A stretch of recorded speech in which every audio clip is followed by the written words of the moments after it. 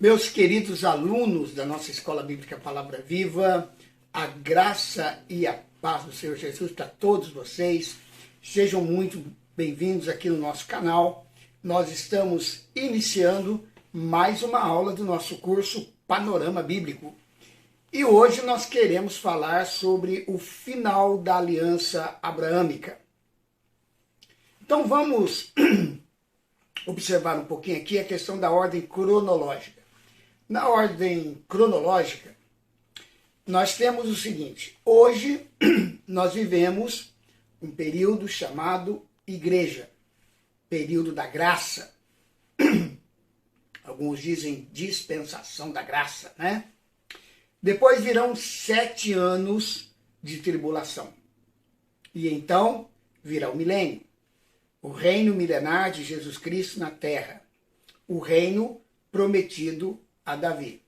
Em Zacarias capítulo 8, do versículo 18 até o 23, nós observamos o seguinte: de novo, me veio a palavra do Senhor dos Exércitos, dizendo: assim diz o Senhor dos Exércitos, o jejum do 4º mês, bem como o do 5º, o do 7º e o do 10º mês, se tornarão para a casa de Judá em regozijo e alegria, e festas alegres.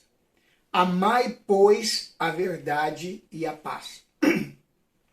Assim diz o Senhor dos Exércitos: ainda sucederá que virão povos, e os habitantes de muitas cidades. E os habitantes de uma cidade irão a outra dizendo: vamos depressa suplicar o favor do Senhor e buscar o Senhor dos Exércitos. Eu também irei. Assim virão muitos povos e poderosas nações buscar em Jerusalém o Senhor dos Exércitos e suplicar a bênção do Senhor.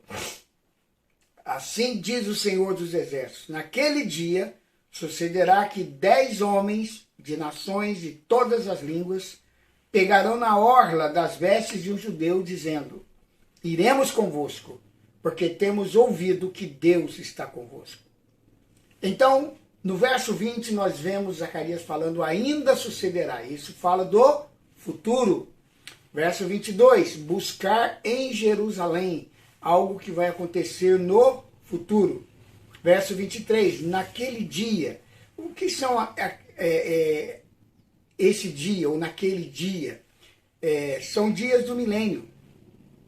Porque nós temos ouvido que Deus está convosco, né? Então Israel aqui é apresentado como um canal de bênção. As promessas e o programa de Deus para Israel são muito diferentes em muitos aspectos do programa de Deus para a igreja. Porém, Israel vai ter as promessas e os pactos cumpridos, e a igreja também. Para Israel, Isaías 14, 1 e 2. Pois o Senhor se compadecerá de Jacó e ainda escolherá a Israel e os porá na sua própria terra. E ajuntar-se-ão com eles os estrangeiros e se apegarão à casa de Jacó. E os povos os receberão e os levarão aos seus lugares. E a casa de Israel os possuirá por servos e por servas na terra do Senhor, e cativarão aqueles que os cativaram, e dominarão seus opressores. Então, Deus os porá na sua própria terra. Isso é uma promessa de Deus para Israel. Então, Deus vai cumprir isso. Deus ainda vai colocar Israel na sua própria terra. Isaías 60, de 9 a 16. Certamente as ilhas me aguardarão, e vêm primeiro os navios de Tarsis, para trazerem seus filhos de longe, e com eles a sua prata, o seu ouro, para o nome do Senhor teu Deus e para o Santo de Israel, porquanto ele te glorificou. E estrangeiros edificarão os teus muros, e os seus reis te servirão. Porque na minha ira te feri, mas na minha benignidade tive misericórdia de ti. As tuas portas estarão abertas de contínuo, nem de dia, nem de noite se fecharão, para que te sejam trazidas as riquezas das nações, e conduzidos com elas os seus reis, porque a nação e o reino que não te servirem perecerão. Sim, essas nações serão de todo assoladas. A glória do Líbano virá a ti, a faia, o olmeiro e o bucho conjuntamente, para ornarem o lugar do meu santuário. E farei glorioso o lugar em que assentam os meus pés. Também virão a ti, inclinando-se, os filhos que te oprimiram, e prostrar-se-ão junto às plantas dos teus pés, todos os que te desprezaram. E chamar-te-ão a cidade do Senhor, a Sião do Santo de Israel. Ao invés de seres abandonada e odiada como eras, sorte que ninguém por ti passava, far-te-ei uma excelência perpétua, uma alegria de geração em geração. E mamarás o leite das nações, e te alimentarás ao peito dos reis. Assim saberás que eu sou o Senhor, o teu Salvador e o teu Redentor, o poderoso de Jacó. Então, a Bíblia promete que haverá restauração para Israel. Ezequiel 36, 8 a 11. Mas vós, ó montes de Israel, vós produzireis os vossos ramos e dareis o vosso fruto para o meu povo de Israel, pois já está prestes a vir. Pois eis que eu estou convosco, e eu me voltarei para vós, e serei lavrados e semeados, e multiplicarei homens sobre vós, e toda a casa de Israel, a toda ela, e as cidades serão habitadas, e os lugares devastados serão edificados. Também sobre vós multiplicarei homens e animais, e eles se multiplicarão e frutificarão. E farei que sejais habitados como dantes, e vos tratarei melhor do que nos vossos princípios. Então sabereis que eu sou o Senhor. Também do versículo 33 ao 38. Assim diz o Senhor Deus: no dia em que eu vos purificar de todas as vossas iniquidades, então farei com que sejam habitadas as cidades e sejam edificados os lugares devastados. E a terra que estava assolada será lavrada, em lugar de ser uma desolação aos olhos de todos os que passavam. E dirão: esta terra que estava assolada tem se tornado como o jardim do Éden, e as cidades solitárias e assoladas e destruídas estão fortalecidas e habitadas. Então as nações que ficarem de resto em redor de vós saberão que eu, o Senhor, tenho reedificado as cidades destruídas e plantado o que estava devastado. Eu, o Senhor, o disse, e o farei. Assim diz o Senhor Deus. Ainda por isso serei consultado da parte da casa de Israel que lhe faça. Multiplicá-los-ei como um rebanho para os sacrifícios, como o rebanho de Jerusalém nas suas solenidades. Assim, as cidades desertas se encherão de famílias e saberão que eu sou o Senhor. Os textos falam por si só. A igreja está esperando isso? Não, mas Israel está. Agora, e para a igreja? Filipenses, capítulo 3, versículos 20 a 21. Mas a nossa pátria está nos céus, donde também aguardamos um Salvador, o Senhor Jesus Cristo, que transformará o corpo da nossa humilhação para ser conforme ao corpo da sua glória, segundo o seu eficaz poder de até sujeitar a si todas as coisas. Então a Bíblia diz que a nossa pátria está nos céus. A nossa pátria não está em Israel. A nossa pátria não está em Jerusalém. A nossa pátria não é a Canaã. A nossa pátria está nos céus. Colossenses 3, de 1 a 4. Se, pois, fostes ressuscitados juntamente com Cristo, buscai as coisas que são de cima, onde Cristo está sentado à destra de Deus, e pensai nas coisas que são de cima, e não nas que são da terra. Porque morrestes, e a vossa vida está escondida com Cristo em Deus. Quando Cristo, que é a vossa vida, se manifestar, então também vós vos manifestareis com ele em glória. Então buscai as coisas de cima. Deus formou Israel para um propósito eterno. E Israel pode ser disciplinado como nação, como está sendo, mas jamais será rejeitada.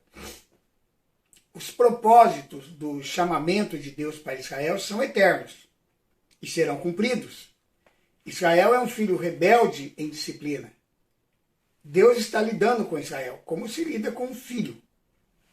Quando seu filho precisa de disciplina, você mata o filho em terra? Não. Você põe em disciplina por amor a ele. O que está acontecendo com Israel é exatamente isso. Deus continua seu plano e ele vai cumprir todos os pactos. Mas Israel está nesse momento em disciplina por ter rejeitado o Messias. No milênio se cumprirá totalmente a aliança abrâmica que nós já estudamos. Esse entendimento sobre Israel e igreja é chave para o entendimento bíblico. Nós veremos em seguida como que Deus vai continuar formando a nação de Israel e como se seguiram os descendentes de Abraão. Então, nós vamos estar trabalhando com a descendência de Abraão agora. Vamos ver como que Deus vai formando essa nação através das promessas, dos pactos que ele fez com Abraão. Amém?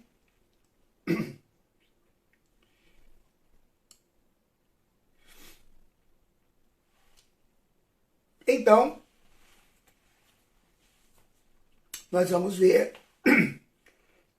como se deu a história de Isaac e Jacó. Nós estamos entrando na nossa aula, na nossa lição de número 30. Bom, após Abraão ser provado por Deus, ele ofereceu Isaac. Então sucedeu-se o seguinte: primeiro, a morte de Sara, em Gênesis 23, de 1 a 2. Ora, os anos de vida de Sara foram 127 e morreu. Sara morreu em Kiriat Arba, que é Hebron, na terra de Canaã, e veio Abraão lamentá-la e chorar por ela. Então, nos dias de Abraão, a morte e o sepultamento eram realizados segundo rituais e tradições. Não honrar uma pessoa morta era demonstração de grande falta de respeito, e o enterro impróprio equivalia a uma maldição. Como parte do ritual de morte, amigos e parentes lamentavam-se com gritos altos para que toda a vizinhança pudesse ouvi-los. Então, o velório era um negócio meio escandaloso naquela época, né? Porque o pessoal gritava mesmo, né? Era um lamento muito grande pelo morto. E pelo fato de não existirem agentes funerários ou necrotérios, esses mesmos amigos e parentes ajudavam a preparar o corpo para o enterro, que costumava acontecer no mesmo dia em razão do clima quente. Em Gênesis 23, 4 a 6, nós lemos: estrangeiro e peregrino sou eu entre vós, dai-me o direito de um lugar de sepultura entre vós, para que eu sepulte o meu morto, removendo-o de diante da minha face. Responderam-lhe os filhos de Et: ouve-nos, Senhor, príncipe de Deus, és tu entre nós. Enterra o teu morto na mais escolhida de nossas sepulturas. Nenhum de nós te vedará a sua sepultura para enterrares o teu morto. Então Abraão está em terra estrangeira à procura de um local para enterrar sua esposa. Estrangeiros se ofereceram para ajudá-lo, pois se tratava de um respeitável príncipe de honra. Embora Abraão não estivesse estabelecido raízes naquela área, sua fama estava acima de qualquer reprovação. Em Gênesis 23, 10 a 16, ora, Efron estava sentado no meio dos filhos de Et, e respondeu Efron, o Eteu, a Abraão aos ouvidos dos filhos de Et, isto é, de todos os que entravam pela porta da sua cidade, dizendo: não, meu senhor, ouve-me, o campo te dou, também te dou a cova que nele está, na presença dos filhos do meu povo te dou, sepulta o teu morto. Então Abraão se inclinou diante do povo da terra e falou a Efron aos ouvidos de todo o povo da terra, dizendo: Se te agrada, peço-te que me ouças. Darei o preço do campo. Toma-o de mim e sepultarei ali o meu morto. Respondeu Efrom a Abraão: meu senhor, ouve-me. Um terreno do valor de 400 ciclos de prata. Que é isto entre mim e ti? Sepulta, pois, o teu morto. E Abraão ouviu a Efrom e pesou-lhe a prata de que este tinha falado aos ouvidos dos filhos de Et. 400 ciclos de prata, moeda corrente entre os mercadores. O intercâmbio bem educado entre Abraão e Efrom era tipicamente de negócios naquela época. Efrom ofereceu sua terra a Abraão sem qualquer cobrança. Abraão insistiu em pagar por ela. De forma polida, Efrom mencionou o preço, mas enfatizou que aquilo não era importante. E Abraão pagou os 400 ciclos de prata. Ambos sabiam o que estava acontecendo ao entrarem no campo dos negócios. Se Abraão aceitasse a terra como presente, quando foi oferecida, teria insultado Efrom, que então teria rescindido sua oferta. Muitos comerciantes do Oriente Médio ainda seguem esse ritual com seus clientes. 400 ciclos de prata era um preço elevado para a propriedade comprada por Abraão. Os hititas não ficavam muito contentes com a venda de suas terras para estrangeiros. Assim, Abraão teve pouco espaço para barganhar. Efrom pediu um preço exorbitante. O costume naquela época era pedir o dobro do preço de mercado, pois já era esperado que o comprador oferecesse metade do preço estabelecido. No entanto, Abraão não negociou, apenas pagou o preço inicial. Ele não estava tentando tomar algo que não merecia. Embora Deus houvesse prometido a terra a Abraão, ele não a tirou de Efrom. Sara morreu em Hebrom. Abraão comprou a cova de Macpela, nas proximidades de Hebrom, para ali sepultar a sua esposa. Neste lugar foi também Abraão sepultado, bem como seu filho Isaque e seu neto Jacó. Abraão manda seu servo agora buscar uma mulher para Isaque, em sua parentela, para que ele não se casasse com uma mulher cananeia. Então, nós vamos, na nossa próxima aula, entrar numa nova fase da história de Abraão. Agora, Abraão está desejoso de casar seu filho. E como ele vai fazer? Ele vai mandar o seu servo buscar uma mulher para Isaque, longe, lá na sua parentela, porque ele não queria que Isaque se casasse com uma cananeia. Teremos isso no capítulo 24, versículos de 1 a 9, de Gênesis, no nosso próximo encontro, na nossa próxima aula, aqui no nosso curso Panorama Bíblico. Amém? Eu quero abençoar a sua vida, declarando sobre você, meu querido aluno, sobre você, minha querida aluna, a bênção do Senhor. Receba agora a bênção da prosperidade do reino de Deus, a bênção da saúde, a bênção da alegria de servir a Deus, de fazer parte desta aliança maravilhosa que Deus estabeleceu conosco através de Jesus. Que Deus o abençoe, que Deus continue conduzindo a sua vida e fazendo com que você prospere em tudo o que Deus der para você realizar. Amém? Que Deus abençoe. E não se esqueça, curta o nosso vídeo, compartilhe essa aula nas suas redes sociais e inscreva-se no canal.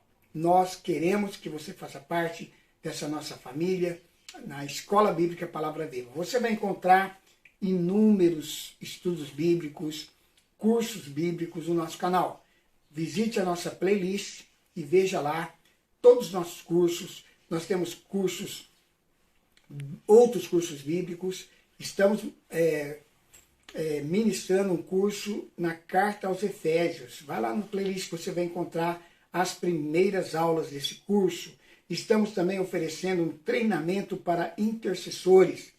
Também está lá, ok?